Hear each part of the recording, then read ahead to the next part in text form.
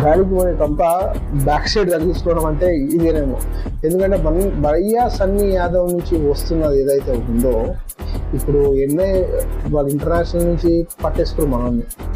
So ఇప్పుడు జాకీర్ నాయక్తో ప్రీవియస్లో మన ఈ బన్నీ సన్నీ యాదవ్ ఏదైతే ఇక వైఎస్ బన్నీ అంట, ఇక సన్నీ యాదవ్, భయ్యా సన్నీ యాదవ్ పెద్ద ఇక ఇది పెద్ద లైన్ చెప్పకుండా సన్నీ.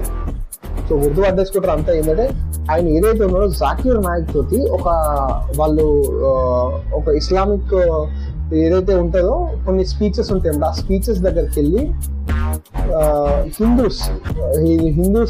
హిందూస్ వల్ల మాకు వేదాలు వచ్చాయి, మంత్రాలు వచ్చాయి, ఆయుర్వేదిక్ మెడిసిన్స్ వచ్చాయి, what give the Islamic for people అని ఒక చిన్న క్వశ్చన్ వేశాడు. అది ఇప్పుడు కట్ చేసి మేజర్ పార్ట్ గా అతన్ని ట్రాక్ చేసి ఇప్పుడు ప్రచారం అయితే నార్మల్గా అయితే లేదు.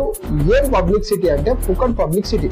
ఇప్పుడు మస్తు పబ్లిసిటీ అవుతుంది. అది ఎవరు కట్ చేసి పెట్టిండో కానీ ఇప్పుడు తను నిజంగా చెప్పాలి అంటే ఈ టైంలో భయ్యా సన్నీ యాదవ్ పాకిస్తాన్ డ్రైవ్ చేయడం అది అతనికి తెలివిలు చేసిందా తెలివి లేక చేసిందా మీరైతే కామెంట్ చేసి చెప్పండి.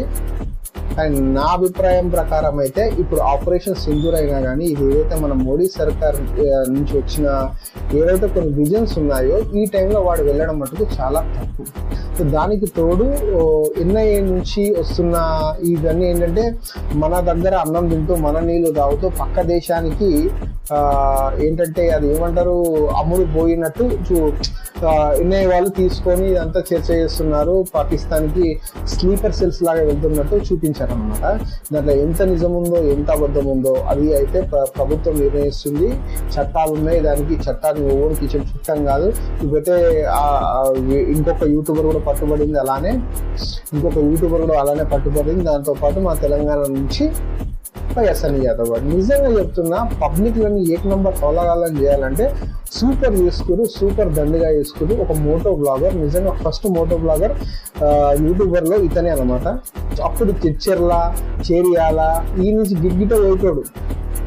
దాని తర్వాత రంజీస్ బ్లాగ్స్ వాడైతే ఇక మొత్తం సైకిల్ వేసుకొని ప్రపంచాన్ని దినేసిన వాడు వేరు, వాడి కంటెంట్ వేరు, వాడి ప్రపంచమే వేరు.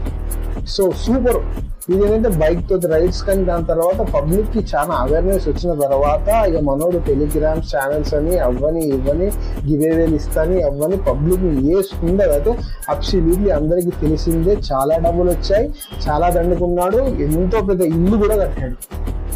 సో ఈ ఏవైతే మన ఉంటాయి కదా లైక్ బెట్టింగ్ యాప్స్ నుంచి వచ్చినవి కట్టుకున్నాడు.